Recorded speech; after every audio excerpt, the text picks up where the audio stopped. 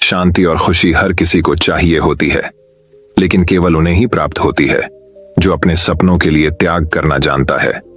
केवल वही लोग सफल हो पाते हैं जो अच्छाई और सत्य के रास्ते पर चलकर, कोई गलती ना करके, केवल अपने लक्ष्य के बारे में हर वक्त चिंतन करते रहते हैं। ऐसी सीख गौतम बुद्ध ने कई सालों पहले उस वक्त की पीढ़ी को क्यों दी थी? इसके पीछे का रहस्य क्या है? आज इसी रहस्य के बारे में हम गौतम बुद्ध की कहानियों के माध्यम से जानेंगे। तो बिना देर किए चलिए उन कहानियों की शुरुआत करते हैं। पहली कहानी दोस्तों, कई लोगों का कहना होता है कि अगर उनकी परिस्थिति अच्छी होती तो वह जीवन में बड़ा मुकाम हासिल कर लेते। लेकिन क्या उनके गरीब रहने के पीछे की सच्चाई यही होती है? यही आज हम एक कहानी के माध्यम से जानेंगे।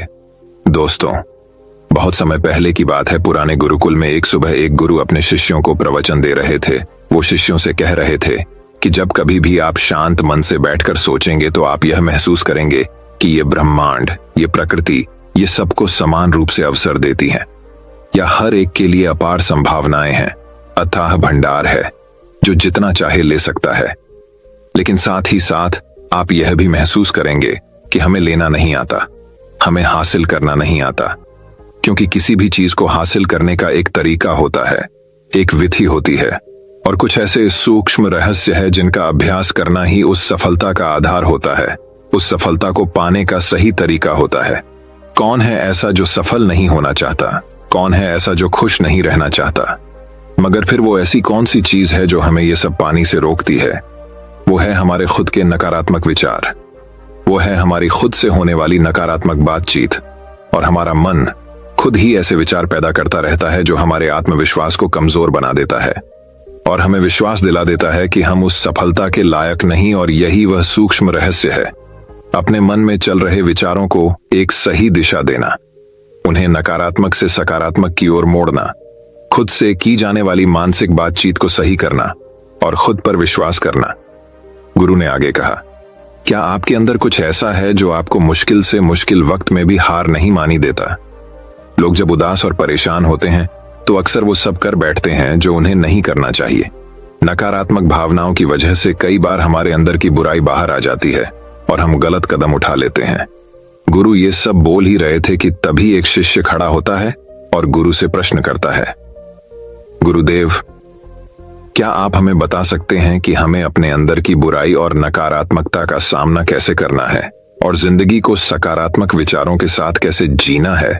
गुरु ने मुस्कुराते हुए कहा, खुश रहना उतना भी मुश्किल नहीं है जितना आप सोचते हैं। बस हमें हर सुबह और शाम अपने विचारों को सही दिशा देना है। हर नया सवेरा एक उम्मीद लेकर आता है, क्योंकि हर नए दिन के साथ नए सपने, नई उम्मीदें और नए मौके मिलते हैं। इसीलिए अपनी हर दिन का दिल से स्वागत करो। कौन जाने कल क्या होगा, क्योंकि आने वाला समय तो किसी ने नहीं देखा है ना। अक्सर हम सभी सोचते हैं कि हमारे सामने एक लंबी जिंदगी पड़ी है। ये बात सच है, लेकिन यह भी एक सच है कि जिंदगी का कोई भरोसा नहीं, कब क्या हो जाए कहना बड़ा मुश्किल है। इसीलिए हर दिन को अपना एक नया जन्म समझकर जीना शुरू करो, क्योंकि इस सोच के साथ जीवन जीने से आप कभी दोबारा उदास महसूस नहीं करेंगे, बल्कि आप खुद से और अपने करीबी लोगों से और भी ज्यादा प्रेम करने लगेंगे। और फिर जो भी करेंगे पूरे जोश और उत्साह के साथ करेंगे। आपका हर दिन हंसी और खुशी के साथ बीतेगा। गुरु ने आगे कहा, अगर आप सफलता चाहते हैं तो आपको कुछ समझौते भी करने पड़ेंगे। जीवन का यही नियम है, अपनी आराम की स्थिति में रहते हुए आप कभी कुछ बड़ा हासिल नहीं कर सकते। जीवन में बदलाव लाकर ही आप उसे एक नई दिशा दे सकते हैं। इसीलिए हर बदलाव का खुले मन से, खुले दिल से स्वागत करो। जो लोग समय के साथ बदलना सीख जाते हैं, सफलता भी उन्हीं को मिलती है। अगर आपको लगता है कि आपकी जिंदगी में बहुत मुश्किलें हैं और आप परेशान हो चुके हैं, तो आपको मुश्किलों का सामना करने के प्रति अपने नजरिए को बदलना होगा, अपने सोचने के तरीके को भी बदलना होगा। चाहे कोई सा भी बदलाव आए और वहीं कितना ही मुश्किल क्यों ना लगे, आप बस उसका सामना कीजिए। आपको शायद नहीं पता, पर आप अपनी सोच से कहीं ज्यादा मजबूत है, और आपकी जिंदगी में जितनी मुश्किलें आएंगी आप उतने ही मजबूत होते चले जाएंगे, क्योंकि हर मुश्किल एक नया अनुभव, एक नया सबक देकर जाती है। और फिर आपको सफल होने से कोई नहीं रोक पाएगा और आपकी जिंदगी खुशियों और कामयाबियों से भर जाएगी।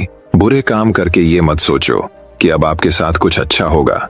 अगर जिंदगी में सब कुछ अच्छा चाहिए तो फिर अच्छा ही सोचना होगा और अच्छा ही करना होगा, तभी आप पर इस ब्रह्मांड की मेहरबानी होगी। इसीलिए अपनी सोच और अपने कर्म पर सही नियंत्रण रखो।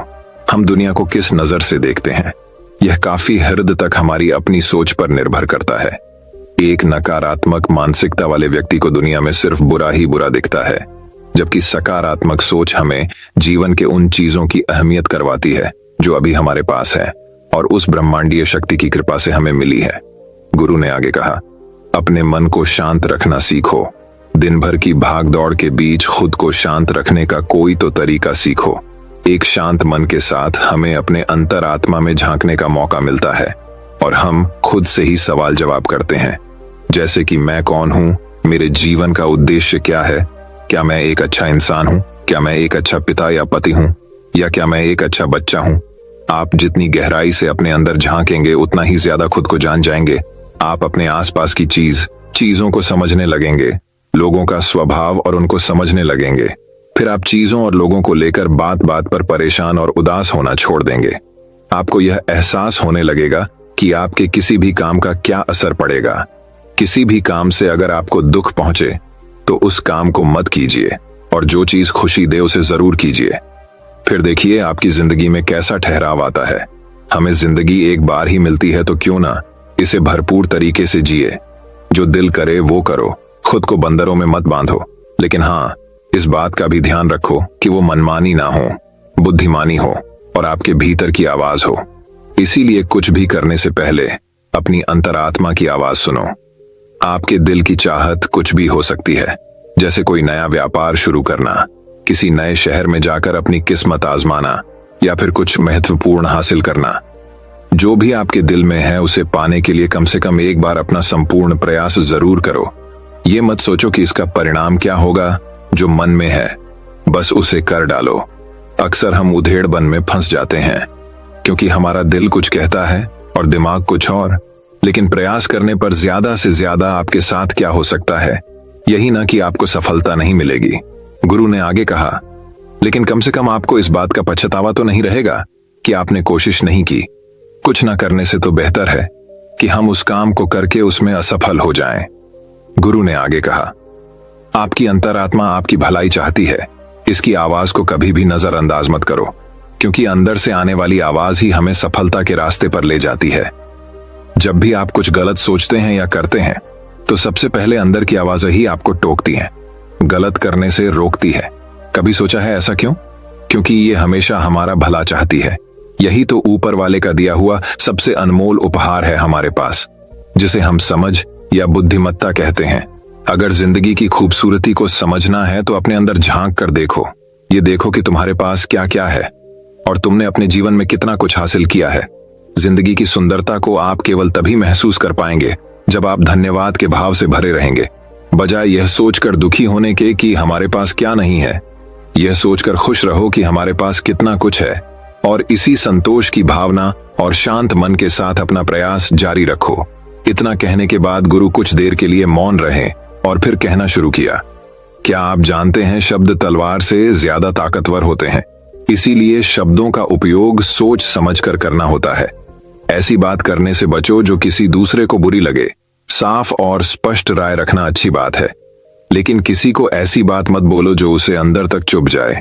सच भी तो सभ्यता के साथ कहा जा सकता है ना। अगर आप क्रोध में हैं तब भी किसी को उल्टा सीधा कहने से बचो, कहीं ऐसा ना हो कि आपको बाद में पछताना पड़े। बात करते समय अपनी आवाज में नमी रखो। जहां तक हो सके साफ बात कहो, लेकिन प्रेम से कहो। एक अच्छा इंसान बनने के लिए आपको सिर्फ इतना ही करना है। हाँ, लेकिन इन आदतों को अपने स्वभाव का हिस्सा बनाने में समय लगता है, क्योंकि इनका अभ्यास करना पड़ता है। खुद से पूछिए कि क्या आप एक अच्छे इंसान हैं और आपको क्यों लगता है कि आप अच्छे हैं। आपके अंदर ऐसी कौन सी खास बात है? आप दूसरों से किस तरह से पेश आते हैं? ये सवाल आपको अपनी कमियां जानने में मदद करेंगे।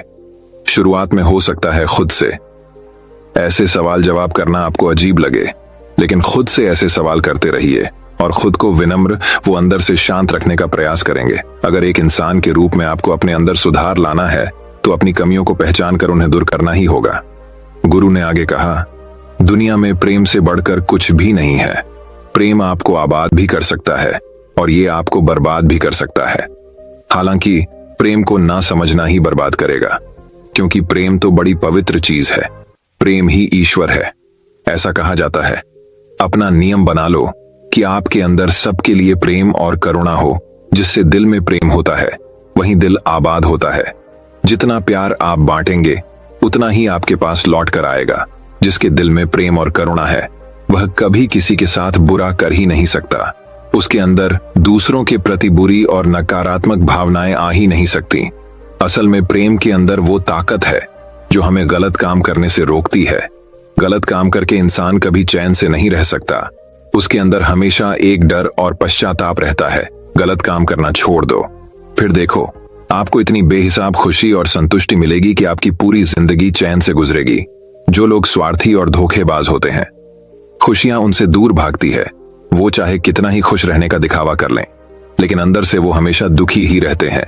गंदे काम और गंदे विचार हमें कभी खुश नहीं रहने देते। और जहां खुशी है, वहीं प्रेम है। इतना कहने के बाद गुरु ने अपना प्रवचन समाप्त किया और फिर सभी शिष्य अपने अपने दैनिक कार्यों में लग गए। दोस्तों, इस तरह के विचार अपने दिमाग को देने से और विचारों को सकारात्मक रखने से निश्चित रूप से जिंदगी बदलेगी। तो आइए आप जल्दी से समराइज कर लेते हैं कि हमने इस कहानी में क्या क्या सीखा। इस वीडियो में आपने खुद से की जाने वाली सकारात्मक बातचीत की ताकत के बारे में जाना, और ये भी जाना कि खुद की काबिलियत पर संदेह करना हमें नीचे खींचता है। खुद को हमेशा अपनी खूबियों और अच्छाइयों के बारे में याद दिलाते रहो, क्योंकि इससे हमारा आत्मविश्वास बढ़ता है। इस वीडियो में आपने ये भी सीखा कि हमें अपने अंतर्मन की आवाज भी सुननी चाहिए। हमें अपनी कमियां, अपनी खूबियां और अपने लक्ष्य स्पष्ट रूप से पता होने चाहिए। हमेशा सकारात्मक सोच रखनी है, और यह याद रखिए कि अगर हम ठान लें तो जीवन में कुछ भी असंभव नहीं।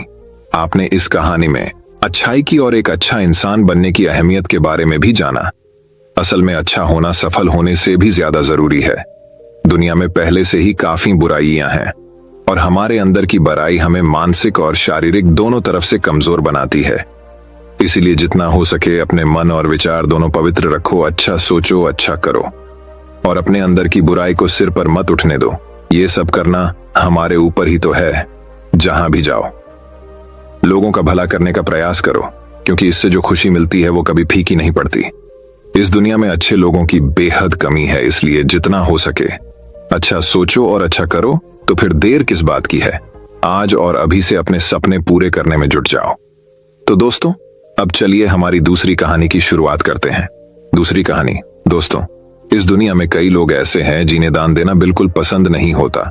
वह अपनी कंजूसी और लालच को अपने दान और पुण्य कार्य के बीच लाते हैं। दोस्तों, आज की इस कहानी में लोगों की मदद से हमारा कितना फायदा हो सकता है, इस बारे में बताया गया है। वही कहानी की शुरुआत कुछ इस प्रकार होती है। बात बहुत समय पहले की है। एक गांव में रामलाल नाम का एक लोहार रहता था। उसके परिवार में उसकी पत्नी और एक प्यारी सी बेटी थी, जिसका नाम कोमल था। रामलाल बहुत ही मेहनती व्यक्ति था। एक दिन की बात है, रामलाल ने सुबह सुबह अपनी पत्नी को बोला कि कुछ रोटी बना दो, मुझे दुकान में कुछ सामान लाना है, तो आज शहर जाना होगा। शहर से लौटने में रात हो जाएगी। उसकी पत्नी ने रामलाल के लिए रोटी बना दी। उसके बाद रामलाल अपनी बेटी कोमल से पूछता है, मैं शहर जा रहा हूं, क्या तुम्हें कुछ चाहिए? उसकी बेटी ने उसे एक गुड़िया लाने को बोला। उसके बाद रामलाल शहर के लिए घर से निकल जाता है। शहर जाने के रास्ते में एक घना जंगल पड़ता है। वही उस जंगल में जंगली जानवर होते हैं। रामलाल जंगल पार करने के लिए तेज चलता हुआ जाता रहता है। तभी उसे एक बाबा पेड़ के नीचे बैठा मिलते हैं। रामलाल भी थका हुआ होता है। वह बाबा के पास जाकर बैठ जाता है और पूछता है, बाबा, आप इस घने जंगल में आराम से कैसे बैठे हैं? बाबा बोले, बेटा, रामलाल मैं तुम्हारी ही राह देख रहा था। मुझे भूख लगी है। अगर तुम्हारे पास कुछ खाने को तो मुझे दे दो। रामलाल बाबा को अपने थैले से कुछ रोटी निकाल कर दे देता है और बाबा से पूछता है, आप कौन हो बाबा, और आपको मेरा नाम कैसे मालूम है? बाबा ने रामलाला को बोला, मुझे और रोटी चाहिए, क्या तुम मुझे और रोटी दे सकते हो? रामलाल ने थैले से बची रोटी को भी निकालकर बाबा को दे देता है। रोटी खाने के बाद बाबा रामलाल को धन्यवाद देते हैं और बोलते हैं, बेटा, मैंने तो तुम्हारी सारी रोटियां तो मैंने खा ली, अब तुम क्या खाओगे? रामलाल बोलता है, बाबा मैं शहर जा रहा हूं। वहां मैं किसी दुकान से कुछ लेकर खा लूंगा। मुझे खुशी है कि आपका पेट मेरी रोटी से भर गया। ये बोलकर बाबा से रामलाल जाने की अनुमति लेता है। बाबा रामलाल को एक हथौड़ा देते हैं और बोलते हैं, तुम इसे संभल कर रखना, ये मेरे गुरु ने मुझे दिया था। तुमने मेरा पेट भरा है तो मैं तुम्हें खाली हाथ नहीं जाने दे सकता। रामलाल बोलता है, बाबा मैं एक लोहार हूं और मेरे पास पहले से बहुत सारे हथौड़े हैं, मुझे इसकी जरूरत नहीं है और मैं अभी शहर जा रहा हूं, इसे लेकर कहां कहां जाऊंगा। बाबा ने बोला, ठीक है, मैं इसे तुम्हारे घर मैं कबाड़ के पीछे रख दूंगा, जब तुम शहर से लौटना तो वहां से ले लेना। यह बोलकर बाबा उसके पास से गायब हो गए। रामलाल इधर उधर देखा पर उसे बाबा नहीं दिखे। रामलाल को भी देर हो रही थी, इसलिए वह इस बारे में ज्यादा कुछ नहीं सोच पाता और शहर के रास्ता जाने लगता है। शहर पहुंचकर रामलाल अपनी जरूरत की सभी चीजें खरीद लेता है और अपनी बेटी के लिए गुड़िया भी ले लेता है।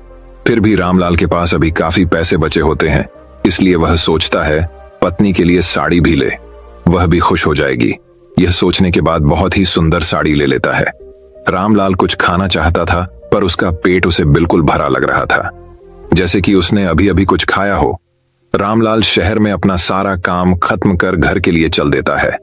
रामलाल घने जंगल से जब गुजरता रहता है तो उसे बाबा की याद आती है। वह सोचता रहता है, आखिर वह बाबा कौन थे, वह मुझे कैसे जानते थे। यही सोचते हुए वह अपने गांव भी पहुंच जाता है। घर पहुंचने में रामलाल को काफी देर हो जाता है। जब वह घर के नजदीक पहुंचता है तो उसे भूख का एहसास होता है। वह घर के अंदर जाते ही देखता है कि कबाड़ के पीछे हथौड़ा रखा हुआ है। उसे देखकर वह मुस्कुराता है और अपनी पत्नी और बेटी के लिए लाए उपहार उन्हें दे देता है। वह अपनी पत्नी को बोलता है, मुझे खाने को जल्दी खाना दो, भूख लगी है। उसकी पत्नी रामलाल को खाना परोसती है और रामलाल बहुत ही आनंद लेकर भोजन करता है। सुबह जब वह अपना दुकान पहुंचता है, उस हथौड़े को अपने साथ ले जाता है। रामलाल जो भी बनाने के लिए सोचता है उस हथौड़े को बस एक बार मारता है, हथौड़ा सामान बना देता है। रामलाल बहुत ही आश्चर्य होकर हथौड़े को देखता है। पूरे गांव के लोगों को रामलाल के जादुई हथौड़े के बारे में मालूम हो जाता है। रामलाल की दुकान पर ही सारे गांव वाले आने लगते हैं, बर्तन हो या खेत में काम करने वाला कोई भी सामान रामलाल के हथौड़े से मिनटों में बनकर मिल जाता है। एक दिन गांव के मुखिया ने रामलाल को बुलवाया और बोला, रामलाल क्या तुम सामने वाला पहाड़ तोड़ सकते हो? इस पहाड़ के वजह से शहर जाने में लोगों को ज्यादा तकलीफ होती है, जिसके कारण जंगल के रास्ते जाना होता है। पहाड़ तोड़कर शहर जाने का रास्ता यहां से अगर बन जाए तो बहुत ही अच्छी बात होगी। रामलाल मुखिया को बोलता है, मैं देखता हूं। जैसे ही रामलाल ने एक हथौड़ा पहाड़ पर मारा, वह पूरा टूट कर बिखर गया। गांव के सभी लोगों ने उस मलबे को वहां से हटाकर सारे गांव के लोगों ने वहां पानी डालकर बहुत ही सुंदर रास्ता बना दिया। रामलाल की चर्चा आसपास के सभी गांव में भी होने लगी। एक दिन रामलाल ने सोचा, इस हथौड़े से मेरा क्या फायदा है, इससे तो लोगों को फायदा होता है, उनकी चीजें झटपट बनकर उन्हें मिल जाती है। ऐसा सोचकर रामलाल अगली सुबह ही बाबा को ढूंढने जंगल पहुंच जाता है। उसे वह बाबा उसी पेड़ के नीचे बैठे मिलते हैं। रामलाल बाबा को देखते ही जो वह सोच रहा था उसे क्या फायदा, उस हथौड़े से ऐसा बाबा को बोलता है। बाबा उस पर हंसने लगे और बोले, तुम इस हथौड़े से बहुत कुछ कर सकते हो, अपनी बुद्धि लगाओ। रामलाल अपनी दुकान में जाता है और बाजार में मिलने वाले सारे बर्तन और खेत में काम आने वाले सामान औजार, उसके पास जितना भी लोहा था उन सब का कुछ न कुछ बना दिया, जिसके बाद वह नया दुकान खोलकर बैठ जाता है। बाजार से कम पैसे में चीजें बेचने लगता है। धीरे धीरे वह शहर में भी एक बहुत बड़ी दुकान खोल लेता है और बहुत ही धनी आदमी बन जाता है। रामलाल ने अपनी बुद्धि लगाई, पर बाबा के कहने पर दोस्तों ये कहानी हमें ये शिक्षा प्रदान करती है कि अगर हम किसी की मदद पूरे दिल से करें तब आपको भी उसका कोई न कोई फल जरूर मिलता है। मन में लोगों के प्रति अच्छा भाव रख हमें लोगों की और अपना मदद का हाथ उठाना चाहिए। अगर हमारे पास देने को बहुत हो तो मदद करने में हमें कंजूसी नहीं करनी चाहिए। जो लोग कंजूसी न कर लोगों की सेवा करते हैं, ऐसे व्यक्ति को ही ईश्वर बहुत सारी चीजें प्रदान करते हैं। तो दोस्तों, अब चलिए हमारी तीसरी कहानी की शुरुआत करते हैं। तीसरी कहानी, वही दोस्तों। दूसरी कहानी हमें जीवन में खुशी और सुख कैसे मिलेगा इस पर आधारित है। उस कहानी की शुरुआत कुछ इस प्रकार शुरू होती है। शीतल नगर के मंत्री माधव हमेशा से ही अपने नायाब तरीकों से जवाब देने के लिए जाने जाते थे। उनसे कोई भी सवाल पूछा जाए तो वह हमेशा एक अलग अंदाज के साथ जवाब देते थे, चाहे वो सवाल क्यों ना उनकी मनपसंद मिठाई का हो। इस कहानी, एक बार की बात है, सर्दियों का मौसम था। एक दोपहर महाराज चंद्रसेन, राजपुरोहित और माधव महल के बागीचे में टहल रहे थे और धूप का आनंद ले रहे थे। महाराज बोले, इस बार बहुत गजब की ठंड पड़ रही है। सालों बाद ऐसी ठंड नहीं पड़ी। ये मौसम तो भरपूर खाने और सेहत बनाने का है।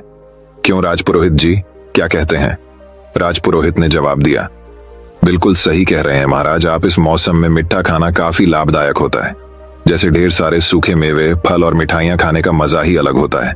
मिठाइयों का नाम सुनकर महाराज बोले, यह तो बिल्कुल सही कह रहे हैं आप। वैसे ठंड में कौन कौन सी मिठाइयां खाई जाती हैं?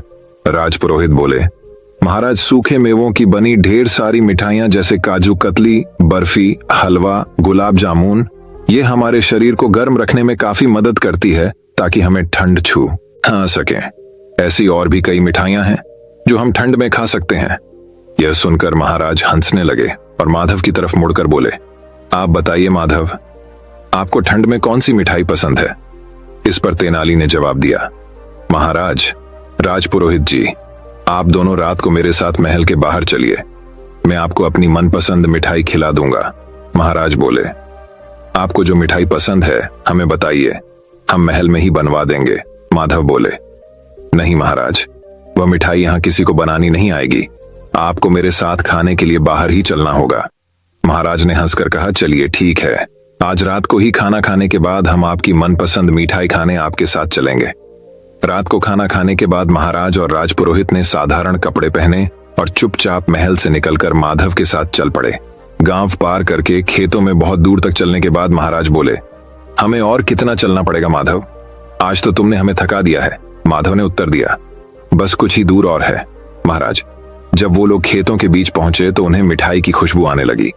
महाराज ने बोला, लगता है हम आपकी मनपसंद जगह पहुंच गए। तो माधव मुरुकराया और महाराज और राजपुरोहित को एक खाट पर बैठने को कहा और खुद वो मिठाई लेने चले गए। थोड़ी देर में वे अपने साथ 3 कटोरियों में गर्मा गर्म मिठाई ले आए। जैसे ही महाराज ने उस मिठाई को चखा, उनके मुंह से वाह के अलावा और कुछ नहीं निकला। महाराज और राजपुरोहित एक बार में ही पूरी मिठाई छट कर गए।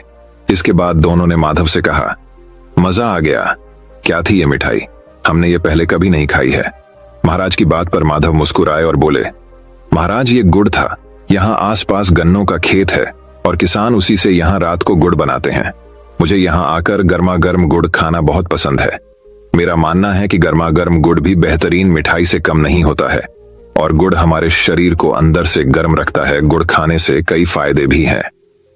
महाराज ने माधव की बातें सुनने के बाद उससे कहा, मुझे तो यकीन ही नहीं हुआ कि हम गुड़ खा रहे थे। इसी बात पर हमारे लिए एक कटोरी मिठाई और ले आइए। इसके बाद तीनों ने एक एक कटोरी गुड़ और खाई और फिर महल को लौट गए। इस कहानी से हमें यह शिक्षा मिलती है, हमें छोटी छोटी चीजों में भी वो खुशियां मिल सकती हैं जो कई पैसे खर्च करने पर भी नहीं मिलती। सिर्फ फर्क हमारे सोचने का है। अगर हम अपनी सोच बदलें तो हम अपने जीवन में किसी भी परिस्थितियों में खुश रह सकते हैं। मनुष्य अगर खुश रहे तो जीवन के किसी भी पड़ाव पर वह बीमार नहीं पड़ सकता। खुश रहना अपने आप में एक थेरेपी का काम करती है जो सभी मौसम में आपको तंदुरुस्त रखता है। तो दोस्तों, अब चलिए हमारी चौथी कहानी की शुरुआत करते हैं। चौथी कहानी, जीवन के विभिन्न पक्ष। प्राचीन ग्रंथ कहते हैं कि हम सब इस विशाल जीवन सागर में सीपियों की तरह तैर रहे हैं। यद्यपि सब समान चेतना से जन्मे हैं, लेकिन कोई भी 2 जीवन एक जैसे नहीं है। हम सबके जीवन कितने भी अलग हों, सब एक दूसरे पर आश्रित हैं और सबसे कुछ न कुछ सीखा जा सकता है। जीवन के सभी पक्षों को समझने के लिए 5 दिन निकालें, ज्यादा नहीं, बस 5 दिन, एक पूरा दिन, सुबह से शाम तक किसी किसान के साथ बिताएं। उसके साथ सुबह जल्दी खेत में जाएं और देखें कि वह सारा दिन क्या करता है। आप वातावरण और भोजन के प्रति संवेदनशील हो जाएंगे। विश्व में भोजन का 1/3 हिस्सा बर्बाद किया जाता है और फेंक दिया जाता है। किसान के साथ पूरा दिन व्यतीत करने से आपको पता चलेगा कि भोजन उत्पन्न करने के लिए कितनी अधिक मेहनत और कितने संसाधनों का प्रयोग होता है। तब आप भोजन फेंकने से पहले 2 बार अवश्य सोचेंगे। एक दिन जेल में बिताएं, परंतु बिना कोई अपराध किए। आपको अनुभव होगा कि जिन लोगों के ऊपर अपराधी का तमगा लगाकर जेल में डाल दिया गया है, वे परिस्थितिवश या अज्ञानतावश वहां पहुंचे हैं। जब क्रोध व्यक्ति को जकड़ लेता है तो उसका अपने पर कोई नियंत्रण नहीं रहता। यदि आप सबसे खतरनाक अपराधी से मिलोगे तो वह भी यही कहेगा, मैंने ऐसा नहीं किया, मुझे कुछ हो गया था और मुझसे यह हो गया। यह स्पष्ट हो जाएगा कि प्रत्येक अपराधी के भीतर एक पीड़ित होता है जो सहायता की पुकार कर रहा है। आपके हृदय में करुणा जाग जाएगी। यदि आपके दिल में किसी के लिए घृणा है तो वह भी समाप्त हो जाएगी। तीसरे दिन एक विद्यालय के अध्यापक बन जाए, तब आपको पता चलेगा कि गुरु की आवश्यकता क्या है। जीवन में आप जहां कहीं भी होते हो वहां बहुत से लोगों की आप सहायता कर सकते हैं और मार्गदर्शन कर सकते हैं। यह भीतर गहराई से संतोष प्रदान करता है। ऐसा नहीं है कि जिनके लंबे बाल और दाढ़ी हो वही गुरु हो सकते हैं। हर कोई कम से कम कुछ लोगों के लिए तो गुरु हो ही सकता है। आपको अध्यापक बनने के लिए किसी विशेष कौशल की आवश्यकता नहीं है, इसके लिए बस करुणा की आवश्यकता है। अध्यापक होने के नाते आप लोगों में करुणा का संचार कर सकते हैं। मुझे कुछ नहीं चाहिए, बस मेरे छात्र उन्नति करें। ऐसा निस्वार्थ प्रेम आपके जीवन में आ जाएगा। चौथा दिन किसी मानसिक चिकित्सा संस्थान में बिताएं। पागल खाने में आपको कोई भी कुछ कहे, आपको कोई भी नाम लेकर बुलाए, आप इसका बुरा नहीं मानोगे। एक दिन जब आप ऐसी जगह पर व्यतीत करोगे जहां आपको कोई भी कुछ भी कहे, तब आपके अंदर यह हिम्मत आ जाएगी कि आप बिना उत्तेजित हुए किसी भी प्रकार की आलोचना सह लेंगे। न केवल बिना उत्तेजित हुए किसी भी प्रकार की आलोचना सह लेंगे, बल्कि जो लोग आपकी आलोचना कर रहे हैं उनके प्रति आपके मन में सहानुभूति भर जाएगी। हम छोटी छोटी बातों पर उत्तेजित हो जाते हैं, वह मेरे बारे में क्या सोचेगा, हम यह सब सोचकर हिल जाते हैं और एकदम अपनी प्रतिक्रिया दे बैठते हैं। आपके अंदर आलोचना करने और आलोचना सहने दोनों की शक्ति होनी चाहिए। यदि हम अपने बच्चों को यह सिखाएंगे तब वह समाज के मजबूत व स्थिर सदस्य बन पाएंगे। एक दिन किसी कब्रिस्तान या श्मशान में बिताएं। आपको इस जीवन के अस्थायित्व का बहुत निकट से और बहुत गहरा अनुभव होगा। आपकी जो भी शिकायतें हैं सब समाप्त हो जाएंगी। यह अनुभव कि मृत्यु किसी भी समय आ सकती है आपके जीवन का परिप्रेक्ष्य हमेशा के लिए बदल देगा। केवल औपचारिक शिक्षा ही काफी नहीं है, पूर्ण शिक्षा के लिए जीवन के विभिन्न पक्षों को जानना आवश्यक है। जब हम जीवन के विभिन्न पक्षों को गौर से देखते हैं तो यह हमें केंद्रित और स्वयं स्थिर बना देता है। तो दोस्तों, अब चलिए हमारी 5वीं कहानी की शुरुआत करते हैं। 5वीं कहानी, शांति। सर्वोच्च उपचार। भारतीय लोकाचार में शांति के 3 स्तर माने गए हैं। पहली शांति है आंतरिक मन की, दूसरी शांति है हमारे निकटस्थ वातावरण, हमारे परिवार, मित्रों और समुदाय में, तीसरी शांति है दुनिया में, राष्ट्रों के बीच। आंतरिक शांति समुदायों और परिवारों में शांति की नींव होती है। मानवता की भलाई के कार्य करने के लिए आवश्यक साहस और आत्मविश्वास के लिए मन की शांति आवश्यक है। जैसे जैसे मानवता कोविड-19 महामारी के आघात से जूझ रही है, वैसे वैसे वे लोग भी अपने जीवन में शांति की तलाश करने लगे हैं जो सामान्य रूप से शांति की परवाह नहीं करते। अफगानिस्तान, इथियोपिया, दक्षिण सूडान, सीरिया, यमन और दुनिया के अन्य हिस्सों में मानवीय संकट ने आज मानवता के सामने आने वाली बहुआयामी चुनौतियों की जटिलता को और बढ़ा दिया है। अज्ञानता, चरमपंथी विचारधाराओं और गलत सूचनाओं के अभिशाप का मुकाबला करना समय की मांग है। यह विषाक्त मेल मानव सभ्यता की नींव पर ही संकट बनकर मंडरा रहा है। आंतरिक शांति के बिना वैश्विक शांति, सतत विकास और सामाजिक एकीकरण जैसे बाहरी लक्ष्य मृग तृष्णा बने रहेंगे। शांति कोई ऐसी वस्तु नहीं है जिसे बाजार में खरीदा जा सके, इसका हम में से प्रत्येक ने भीतर पालन पोषण करना होगा।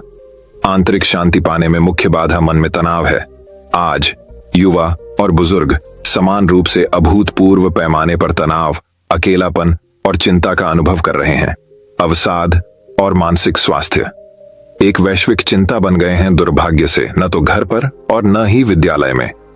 हम ये सीखते हैं कि अपनी नकारात्मक भावनाओं को कैसे संचालित करें, तनाव से कैसे छुटकारा पाएं और जीवन की कठिनाइयों का सामना कैसे करें।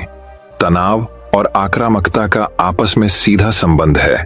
वे दोनों एक दूसरे का पोषण करते हैं और इस प्रकार हिंसा का एक चक्र बनाते हैं।